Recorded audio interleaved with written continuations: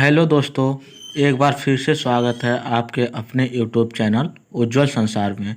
दोस्तों, आज के इस वीडियो में BSc agriculture first semester sociology and educational psychology के बारे में चर्चा करने वाले हैं। और जो भी इसका इम्पॉर्टेंट क्लास है, जो भी सिलेबस है, उसे बेस्ट तरीके से टॉपिक टू टॉपिक कवर किया जाएगा। इसके पिछली वाली वीडियो में यानी कि पिछले लेक्चर में हम लोगों ने कल्चरल कंसेप्ट को समझा था। आज के हम लोग न्यू टॉपिक पे चर्चा करेंगे। जो आज का हम लोगों का टॉपिक है सामाजिक संस्था यानी कि सोशल इंस्टीट्यूशन। यानी कि सोशल इंस्टीट्यूशन क्या है, इसे हम जानेंगे। इसके मीनिंग को सबसे पहले समझेंगे। तो इसका मीनिंग है सामाजिक संस्थाएं मनुष्य की मौलिक आवश्यकताओं की पूर्ति के साधन के रूप में विकसित नियमों, विधि विधान एवं कार्य प्रणाली का वह संगठित रूप है जो समाज द्वारा मान्य है। यानी कि सामाजिक संस्थाएं मनुष्य की मौलिक आवश्यकताएं, जो उनकी मौलिक महत्वपूर्ण आवश्यकताएं होती है, इसकी पूर्ति के साधन के रूप में विकसित कुछ नियम होते हैं, कुछ विध होते हैं, विधान व कार्य प्रणाली का संगठित रूप होते हैं। यानी कि इन सबों की कार्य प्रणाली के संगठित के रूप में उनकी मौलिक आवश्यकताओं की पूर्ति किया जाता है, जो समाज द्वारा मान्य होता है। यानी कि जो समाज द्वारा मान्य होता है और चलता है। अब हम लोग संस्था की परिभाषा यानी कि डिफिनेशन ऑफ इंस्टीट्यूशन, उसकी परिभाषा को जानेंगे। संस्था क्या होता है? कुछ सोशलॉजिस्ट थे जो अपना मत को रखे थे परिभाषा के रूप में। उसी में एक सोशलॉजिस्ट मकाइवर एवं पेज के अनुसार सामूहिक क्रिया की विशेषता जताने वाली कार्यप्रणाली के स्थापित स्वरूप को संस्था कहते हैं।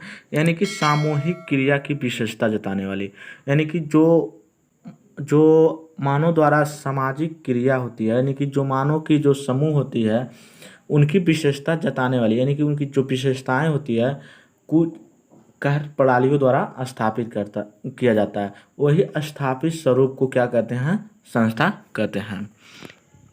एक और सोशलॉजिस्ट आगबर्न और निमकाफ के अनुसार कुछ आधारभूत मानवीय आवश्यकताओं की संतुष्टि हेतु संगठित एवं स्थापित प्रणाली ही संस्थाएं हैं।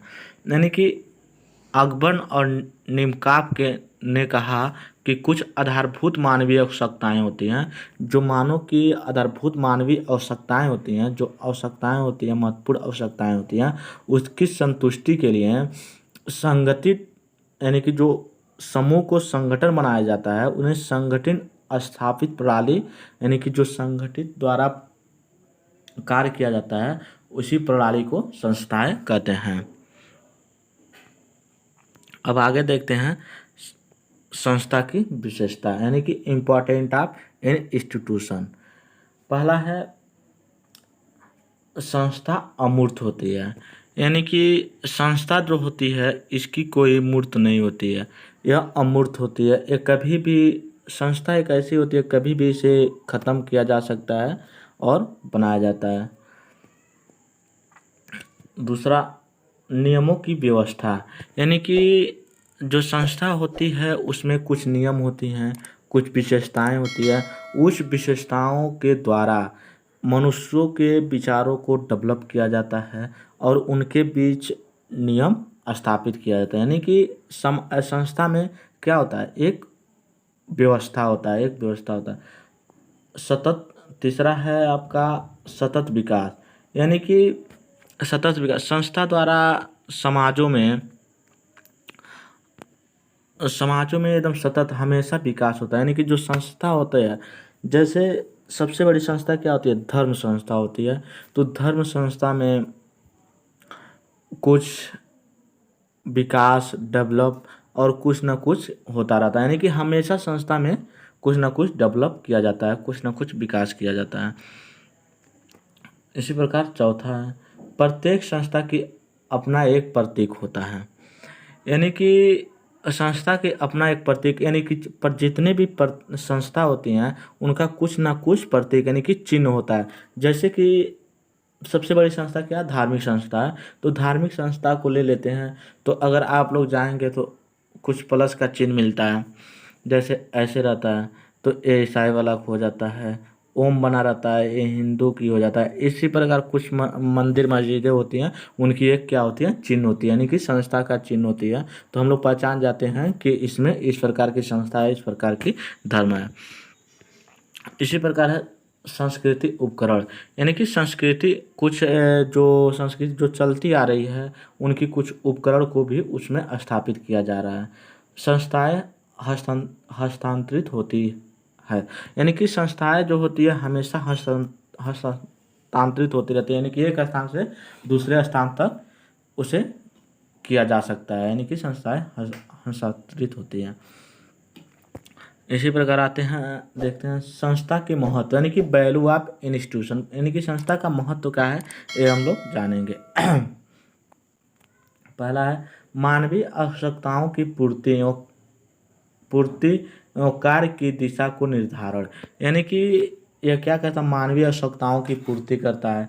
संस्था जो होती है मानवीय किसी भी प्रकार के समाज में किसी भी प्रकार की आवश्यकताएं पड़ती है तो यह संस्था उसे पूर्ति कराती है, यानी कि उनके आवश्यकताओं की पूरा करती है। और कार्य की दिशा को निर्धारण, और किस प्रकार से किसी कार्य को किया जाए, यानी कि कार्य की दिशा को निर्धारित करती है जिससे कि समाज डेवलप हो। दूसरा है व्यक्तियों के कार्यों को सरल बनाती है। संस्था जो होती है, संस्था के द्वारा हम लोग क्या, संस्था के द्वारा किसी भी कार्य को करने के लिए एकदम हमेशा सरल हो जाती है, क्योंकि संस्था हमें बताती है कि इस कार्य को ऐसे करें तो ऐसे प्रॉफिट होगा, जिससे हमें सरल मिलती है और सहायता भी मिलती है। व्यवहारों से नेक्स्ट है व्यवहारों से अनुरूपता, यानी कि संस्था के द्वारा, यानी संस्था में बहुत सारे समूह जुड़ते हैं, मनुष्य जुड़ते हैं, तो उनके आपस में क्या व्यवहार जो होती हैं उनमें अनुरूपता यानी कि समान पाई जाती है। यानी कि संस्था में जब जुड़ते हैं 2-4 लोग तो उनके व्यवहारों में भी डेवलप होती है तथा एक दूसरे से व्यवहार भी बनती है, इसलिए उसमें क्या अनुरूपता पाई जाती है। व्यवहारों पर नियंत्रण, नेक्स्ट है व्यवहारों पर नियंत्रण, यानी कि मनुष्यों के बीच यानी कि मानव के बीच संस्था के द्वारा ही व्यवहारों पर नियंत्रण किया जा सकता है। किस प्रकार का व्यवहार है, किस प्रकार की क्या है, ये सब सुधारा जा सकता है, डेवलप किया जा सकता है। अब 5वां है संस्कृति वाहक, यानी कि इसमें संस्कृति वाहक, इसमें भी ये भी सिखाया जाता है कि आप किस प्रकार की संस्कृति यानी कि किस प्रकार की कल्चर डेवलप करें, कैसे रहें, जिससे कि समाज में अच्छे प्रकार से डेवलप होने लगती है। तो थैंक यू दोस्तों, आज का हम लोगों का टॉपिक यहीं पे समाप्त होता है।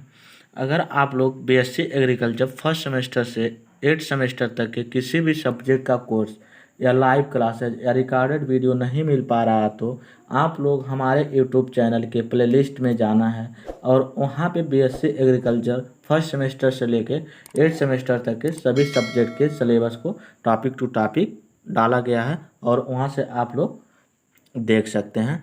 Thank you for watching.